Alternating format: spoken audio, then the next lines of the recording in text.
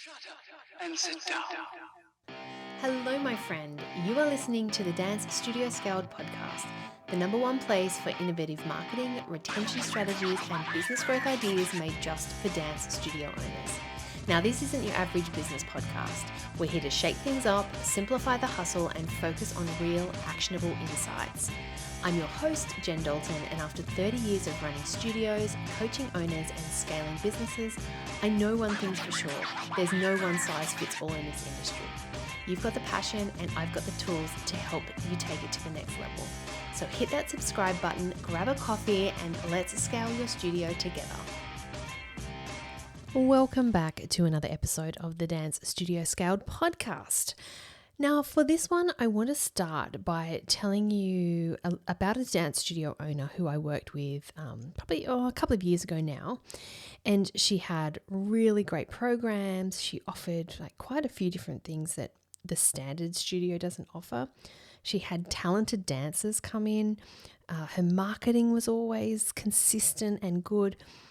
But every term, she was scrambling for new teachers, chasing enrolments, and there was just constant putting out of fires, particularly with her staff and sometimes with her parents as well.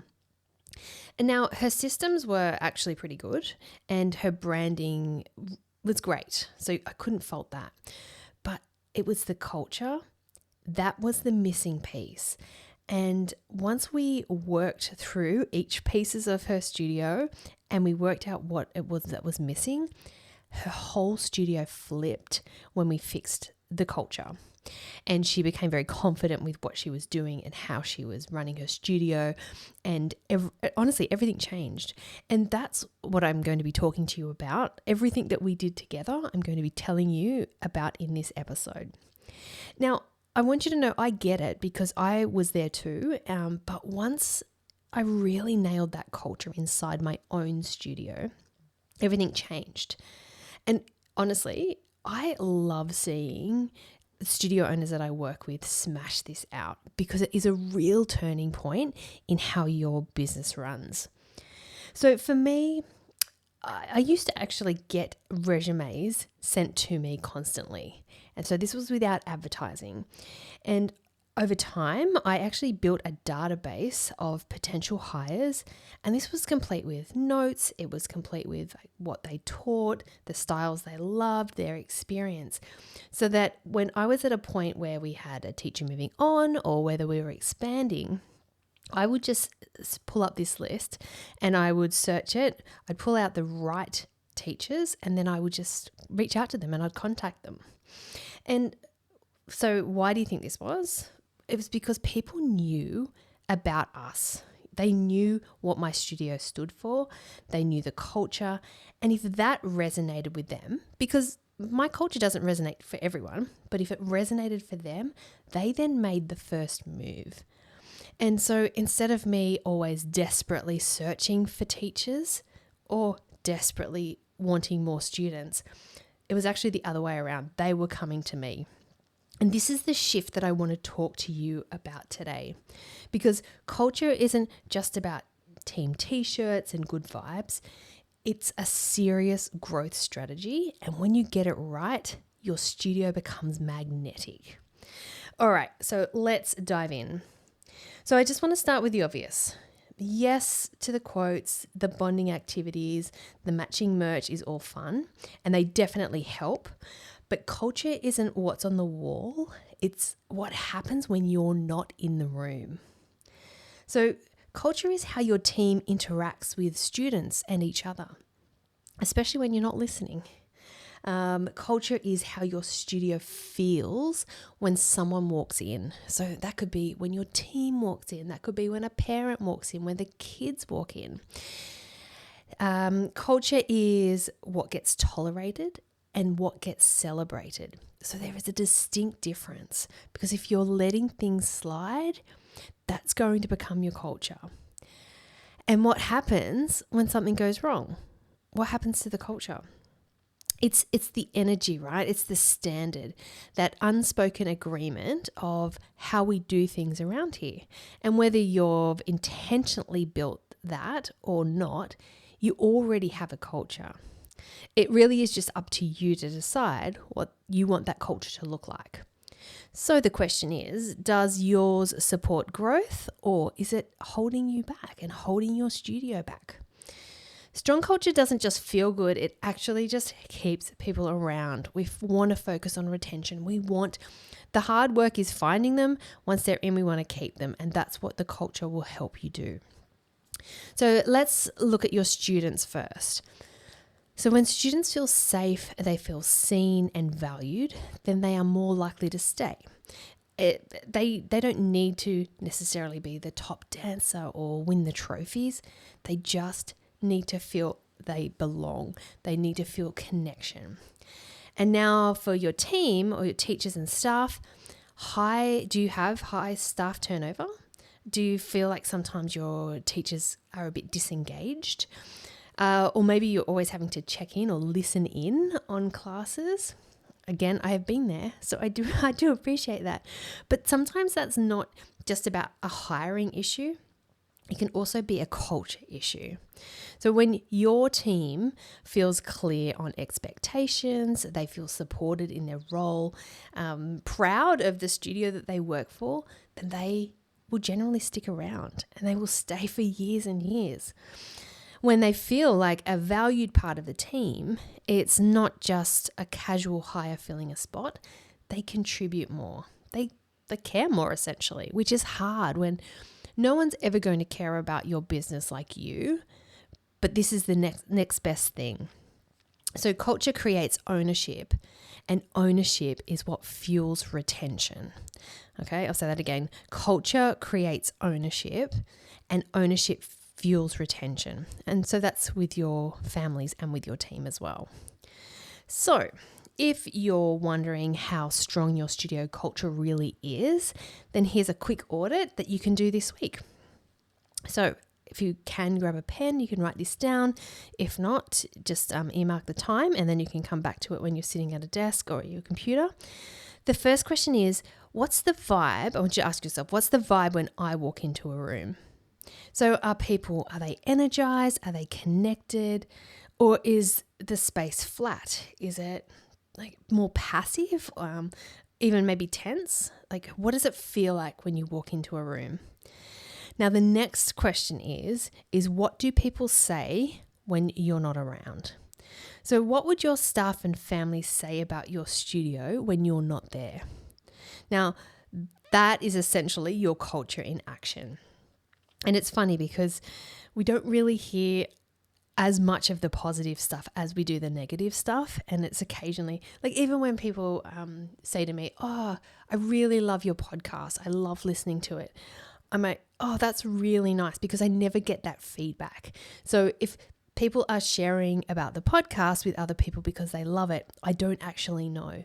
But that's part of the culture, right? And that's the same thing when it comes to your studio. And then the third question I want you to ask yourself are, what behaviors are being repeated? Because what you tolerate becomes your culture just as much as what you promote. Now that's pretty powerful. And again, in the early days, I didn't have an understanding of that concept. And now that I'm older, I do, obviously. And, this is what I see quite a lot. So it's tolerating, the constant lateness of teachers, or miscommunication, or asking them to do something and they don't do it, or having to remind them to do it, or that low effort or low energy. It's sometimes not just the people, it's the environment. Now, these 3 questions, they're your starting point, and honest answers will show you where things are working and where they're not. So let's talk about creating real ownership for your team. One of the biggest shifts that I've seen work across multiple studios, including my own, is moving from control to collaboration. Now, I know that pretty much every single one of you listening to this podcast is a control freak in some way. I think it is just part of the nature of our business. I think it's the nature of owning a business. However, I would love to challenge you to try and move from being the only one who does everything because you are going to do it perfectly, which no one's ever going to do what you do as well as you, but we have to be able to accept that, because that's how, changing subjects a little bit, but this is how we grow. This is how we scale our business. You have to relinquish a little bit of that control. You still are managing it and making sure they're doing it right, but you have to work with your team and start handing over some of those responsibilities. But here are a few other little ways that you can start by this whole collaboration idea instead of it just being about you. So I want to challenge you to ask more questions. So instead of saying, here's what I need you to do, maybe ask, how do you think we could handle this? So give your teachers ownership over something, something that might matter to them. So whether it's a program, maybe they're head of a department, or a group of students, or even admin if they're doing admin, or creative planning, when it comes to performances or costuming, music, things like that. And the other thing is sharing the why of what you're doing and not just the what, because people commit to something more fully when they understand the reason behind it. So when you shift from they work for me to they're building this with me, you'll be amazed at what opens up.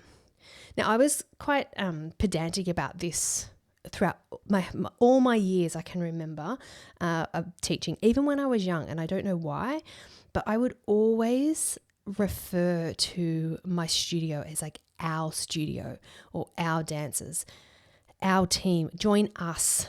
We'd love to see you. It was never about me or my studio or my dancers and my team. And I would say this to my teachers as well. I never wanted to hear them to say they're my dancers, because it's a collaboration. They're our dancers. And that started from the top, from me, making sure that in all of my language, all of my messaging on the website, in our socials, it was all about ours and us and, we, and not just me, I, and mine. Now, for some of you, you might automatically do that. You might be doing it, you're not sure. But again, I would just love maybe over the week, listen, have a look at your copy. How are you referring to your studio? Is it, I think sometimes when we're talking about I, my, and me, it's an ego thing. And I know that you're doing most of the work. I get that for sure. I know that it is yours. However, we're wanting that culture, what are they going to feel when they come in your studio doors? You want it to be about them and us and this collaboration. Okay, so it's where you've got crystal clear clarity on what your studio stands for. It's where you've got a strategic growth plan that drives decisions. And you lead with like a real undeniable confidence, because you're not guessing, you're building something intentional. So when your culture is clear and aligned with that vision, everything else gets easier. And so that would be like, instead of always having like scrambling to get new enrolments through the door, they're coming to you. You have teachers, you have staff reaching out to you. When they hear about your studio, they want to work for you. You've got families that are just referring people to your studio because they have such a great experience. You would be perfect. Come and join us. It's the best environment. Your studio just becomes the one people talk about because it feels different. And that's when you go from running on survival mode to building something that is scalable, profitable, and sustainable. So I don't want to hurt anyone's heart here, but culture isn't the soft stuff. It is the stuff that makes you grow, makes your growth a lot smoother. And here's the thing, like this level of culture doesn't happen by accident. So it needs to be strategic and it needs to be intentional.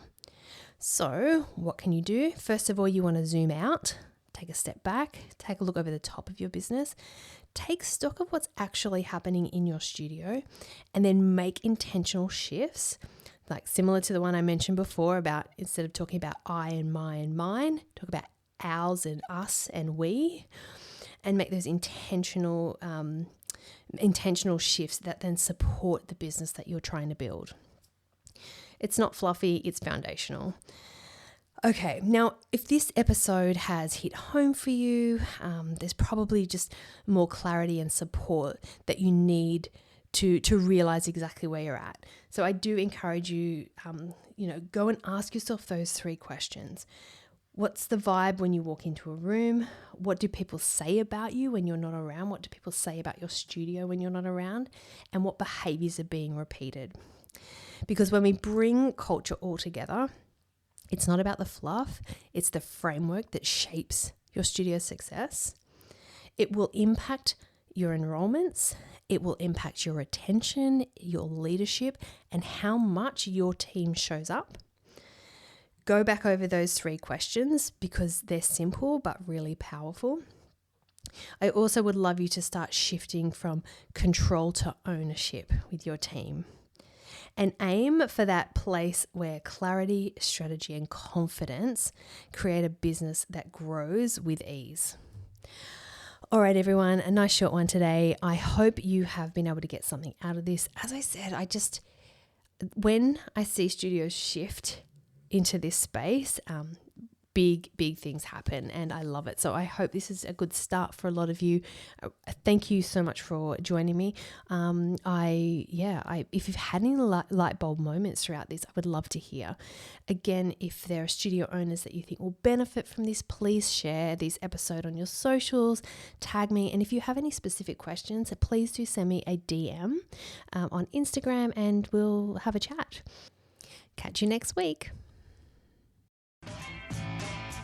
Thanks for tuning in to the Dance Studio Scaled podcast. Now, if you enjoyed this episode, be sure to hit subscribe, leave a review, and share it with other studio owners who would love it too. And let's keep the conversation going. Follow me on Instagram at Jen Dalton for more tips, insights, and behind-the-scenes moments to help you simplify and scale your studio. Until next time, keep dreaming big and taking action. I'll see you back here soon.